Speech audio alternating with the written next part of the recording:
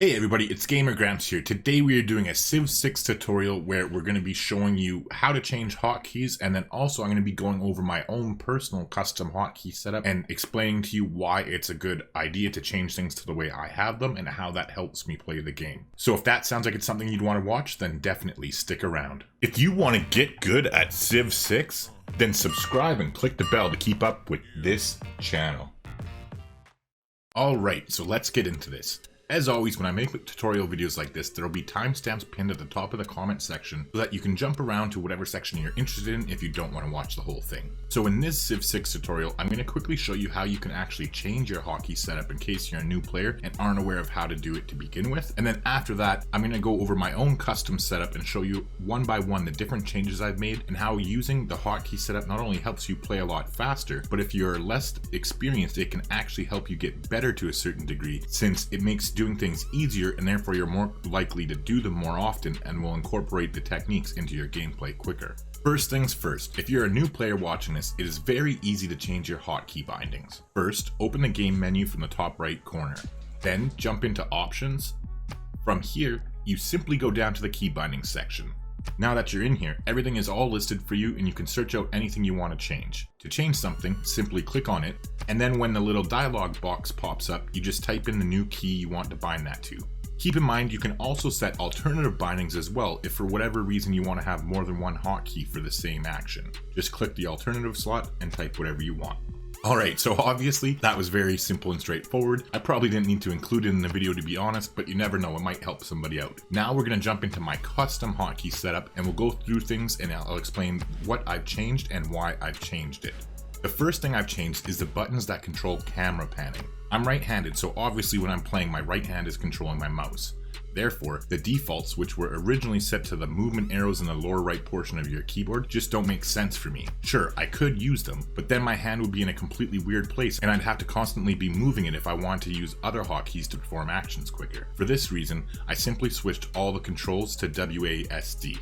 Using WASD for movement just feels natural to me because I'm used to using those keys in a lot of other games to control your character movements. Not only that, but it's just a personal pet peeve of mine and I hate using my mouse to click and drag my screen to move it. Another bonus of rebinding the camera panning to WASD is that your hand is then in a very convenient place to access the different lenses that they have built into the game. In case you don't know, instead of clicking on the button above your minimap to open the lenses and selecting which one you want to use, they are default hotkeyed to 1 through 0 on your keyboard. I don't use all the lenses regularly, but the ones I do use most often are conveniently 1 through 4 on the keyboard, which is great because that's just above WASD, so I can easily control them when my hand is already in that position.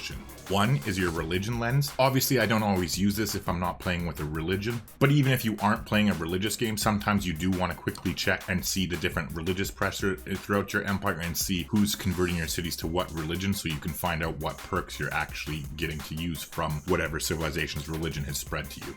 2 is the continent lens, which is real handy to use when you're scouting in the early game, and also using it to quickly find the continent divides if you're looking to get some fast era score for settling your first city on a new continent. 3 is the appeal lens, which is great to open especially if you're using an Earth Goddess Pantheon, or even just generally in culture games when you're trying to optimally set up your civilization for tourism and making good spots for seaside resorts. You can actually also use the appeal lens to help you scout more efficiently and run into dead ends less often, but that can be complicated to explain properly, so let's just move on. 4 is the hotkey for the settler lens, and this is by far the one that I use most often. It's obviously very useful when looking for fresh water when planning new city locations to settle, but you can also use it very early in a game when you're scouting because you'll be able to see red tiles where you can't settle, which means there's a nearby civilization or city-state that you can head towards to discover. The other lenses I use a lot less often, so I'm not going to cover them, not to mention it's hard to reach them all without looking even if you have Shrek hands like I do.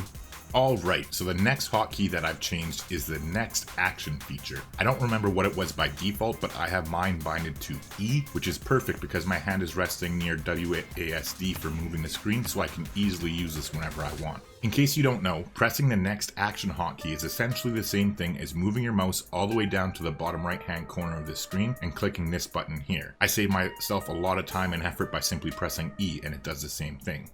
So you can see that I chose my Civic. Now I'll press E again and it'll jump to the city where I need to choose the production, and on it goes as you press it more often. You'd actually be surprised how much time this will save you over the course of an entire game.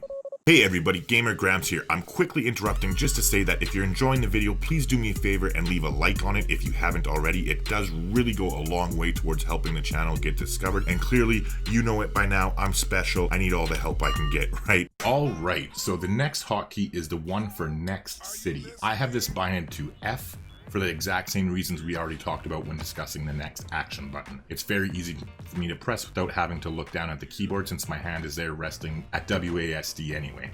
So in case you don't know, the next city hotkey is another really convenient way to save you time and the hassle of going through all your cities manually. It's particularly convenient if you want to quickly pop through your cities to manage your citizens, or if you want to zip through your cities quick to make sure they all have a certain building, or verify you're happy with whatever they're producing at the moment. So all you do is press the F key as many times as you want and it'll bounce through your empire. And then again, if you actually open up a city and go to the purchasing tab with gold or faith, it'll show you all your available purchasing options in any city that you jump to. Like I said, you can do it with both faith and gold purchasing, so it's really handy for making sure you have monuments or granaries or any other building you're worried about depending on the win condition you're aiming for.